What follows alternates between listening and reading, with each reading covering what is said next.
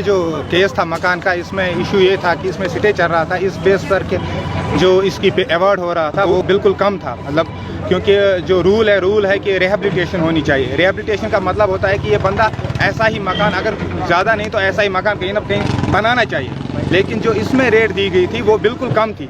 उसके हवाले से हमने एप्लीकेशन डाली थी उस टाइम डीसी साहब को, लेकिन डीसी साहब ने उस टाइम मार्क तो एप्लीकेशन की थी ऐसी हिसाब पे, लेकिन कोई कार्रवाई नहीं हुई। उसके बाद हमें जाना पड़ा हाई कोर्ट ने इसको जब देखा, तो जब उन्होंने एस्टिमेट देखा प्राइवेट ऑर्गेनाइजेशन से थ्रू एस्टिमेट देखा कि फ़र्क देखा कि कितना फ़र्क है, तो उन्होंने सिटे दिया। तो सिटे के बाद ये केस चल रहा था। उसके बाद जब अभी सिटे चल ही रहा था कि एडीसी साहब हमारे पास आए और उन्होंने बोला हमें कि आप एक एप्लीकेशन दे दो रीअसेसमेंट के लिए। तो मैंने वो एप्लीकेशन इनको दे दी रीअसेसमेंट के लिए। उसमें मैंने ये लिख दिया है कि अगर आप रीअसेसमेंट करोगे और मुझे इनहेंस करोगे, मुझे लगेगा कि मेरे साथ इंसाफ हुआ है, जस्टिस हुई है, तो मैं खुद ब खुद इसको हटा दूंगा। तो जो ही उन्होंने टीम भेजी, टीम के बाद उन्होंने रीअसेसमेंट किया, लेकिन रीअसेसमेंट करने के बाद जो वैल्यू था उन्होंने मुझे नहीं बताया।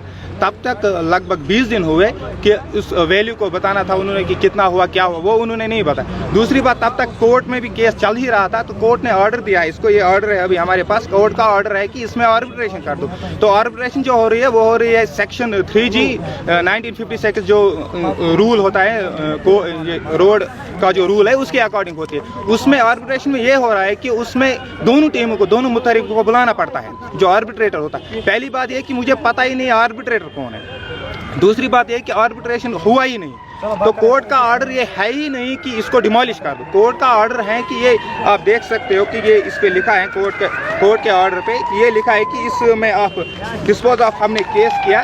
तो केस जो डायरेक्शंस ये दी गई है कि आप इसमें आर्बिट्रेशन कर दो। डायरेक्शंस डीसी साहब को दी गई कि आप आर्बिट्रेशन कर दो according to section 3G of the act of 1956 without any further delay. ये डायरेक्शन हुई है। तो डीसी साहब को आर्बिट्रेशन करानी थी पहले, लेकिन उन्होंने आर्बिट्रेशन नहीं की। ना हमें पता है ना कुछ पता है, ये सिर्फ ऐसे ही आ गए। तो उन्होंने किया कि हम इसको डिमोलिश करेंगे।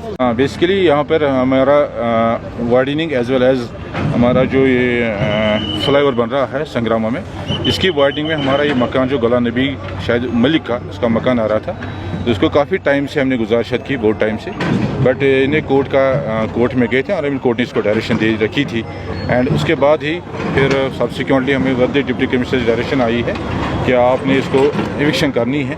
सो दैट जो हमारी रिक्वायर्ड हमारी जो विड्थ है हमारे संग्रामा हाईवे के लिए एज वेल एज जो हमारा यहाँ पे फ्लाईओवर बन रहा है, एंड हमें इसको एविक्शन करके हमारा तहसीलदार मेरे साथ है, ये उसको हैंड ओवर कर देगा हमारे जो इसके बीकन अथॉरिटीज़ है हाईवेज़ की, ताकि आपको कि माशाल्लाह अच्छा यहाँ पर फ्लाईओवर बन जाएगा, साथ ही साथ की हाईवे की वाइडनिंग हो जाएगी। रहा सवाल इसकी इनके नोट्स में, इसको हमने बता रखा था। आज से करीबन 1-2 महीने से इसको हम काफ़ी कॉरस्पॉन्डेंस में थे, एंड 2 दिन पहले मैंने खुद इनको अपने पास बुला के खुद मैंने उसको बता दिया था 24 घंटे में बेहतर है खुद ही निकाल दे तो ज़्यादा बेहतर है। लेकिन अभी भी हमने यहाँ पे और कुछ डिमोलिशन करनी थी, बट यहाँ पे काफ़ी सारे बुज़ुर्ग हैं, यहाँ पे जो माला कमेटी है, खुद जो हमारा जो ये हमारा बुज़ुर्ग है गुलाम ये मलिक साहब, तो इन्होंने कहा कि हमें शाम तक टाइम दीजिएगा, एंड उम्मीद है हम इनको शाम तक टाइम दे रहे हैं।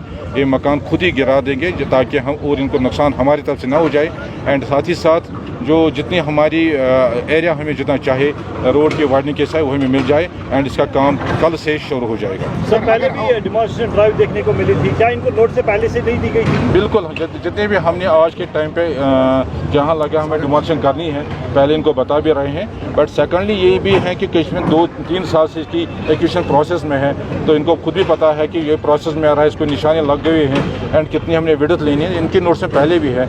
एंड हमें भी ये कोशिश ये रहेगी बिकॉज लोगों की कन्वीनियंस हमें चाहिए, पब्लिक चाहती है रोड, एंड होना भी चाहिए कि हमें कमिटमेंट है इस साल के एंड तक ये रोड हम कंप्लीट करके देंगे पब्लिक को, एंड उम्मीद है कुछ बॉटलनेक्स थे 2-3 जगह पे, इनको सबों को हमने निकाल दिया, एविक्शन कर दिया, ये लास्ट था, एंड आज ये भी हो गया। इंशाल्लाह उम्मीद है हम बारामूला के डिस्ट्रिक्ट को and not only Baramulla district को कुपवारा को इनको अच्छा रोड मिल जाएगा। अभी भी कुछ लोगों ने खुद ही ये मकान या बाकी दुकानें हैं वो नहीं तोड़ी गई है, तो उनको क्या मैसेज रहेगी? बेसिकली मेरी सबों से ये गुजारिश रहेगी टाइमली, अगर कहीं पे हमने टाइम दिया है कि ये खुद इसको निकाल देंगे, खुद डिमोलिश करके जो उसमें एरिया आ रहा है जो एक्वायर्ड एरिया है जो उनको इंटीरियर डिपार्टमेंट को देना चाहिए, बिकॉज इंटीरियर डिपार्टमेंट आज रात दिन काम कर रही हैं।